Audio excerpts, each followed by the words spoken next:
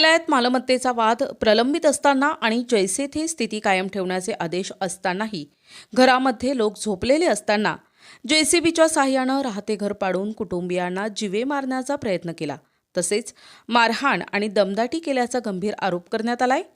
Bhingar camp police station अंतर्गत असलेल्या सुद्धा ही घटना घडली आहे। ताबेमारांना पोलिसांचा धाक राहिला नाही असं दिसून आलंय। या प्रकरणी भिंगार कॅम्प पोलीस ठाण्यात दोघांसह 8 ते 10 अनोळखी महिला आणि पुरुषांविरुद्ध जीवे मारण्याचा प्रयत्न, मारहाण आणि धमकावणे असे गुन्हे दाखल करण्यात आले। याबाबत वसीम गुलाम अहमद मीर यांनी फिर्याद दिली आहे। त्यांनी दिलेल्या तक्रारीनुसार त्यांच्या आई शमशाद बानो गुलाम अहमद मीर यांनी संबंधित घराच्या मालकी हक्काबाबत सन 2022 मध्ये दिवाणीत न्यायालयात दावा दाखल केला असून हा दावा सध्या न्यायप्रविष्ट आहे। या प्रकरणात न्यायालयाने जैसे थे स्थिती कायम ठेवण्याचे आदेश दिले असल्याचे फिर्यादीत नमूद करण्यात आले। फिर्यादीनुसार सोमवारी 3 ऑगस्टला सकाळी सुमारे 10 वाजता वसीम मीर आणि त्याचे कुटुंबीय घरात असताना पत्नी सुरैया यांनी बाहेर जेसीबी आल्याचे सांगितले।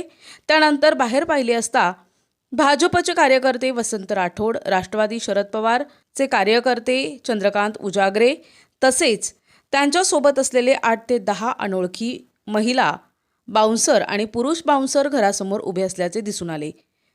त्यांनी जेसीबीच्या साहाय्याने घर पाडण्यास सुरुवात केल्याचा आरोप करण्यात आलाय। याला विरोध करण्यासाठी पुढे गेलेल्या वसीम मीर यांना आरोपींनी शिवीगाळ, दमदाटी आणि मारहाण करून बाजूला केल्याचे तक्रारीत म्हटले आहे। तसेच त्यांची पत्नी सुरैया यांनाही काही महिलांनी मारहाण करून बाजूला केले। त्यानंतर जेसीबीच्या साहाय्याने संपूर्ण राहते घर पाडण्यात आले। या कारवाईत घरातील संसारोपयोगी वस्तूंचे मोठे नुकसान झाल्याचा दावाही फिर्यादीने केलाय।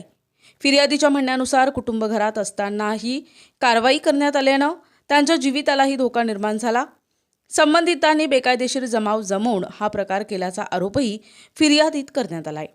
या प्रकरणी भिंगार कॅम्प पोलीस ठाण्यात वसंत राठोड, चंद्रकांत उजागरे आणि इतर 8 ते 10 अनोळखी महिला आणि पुरुषांविरुद्ध मारहाण, शिवीगाळ, दमदाटी, मालमत्तेची तोडफोड आणि इतर संबंधित कलमान्वये गुन्हा दाखल करण्यात आला असून पुढील तपास पोलीस करत आहेत।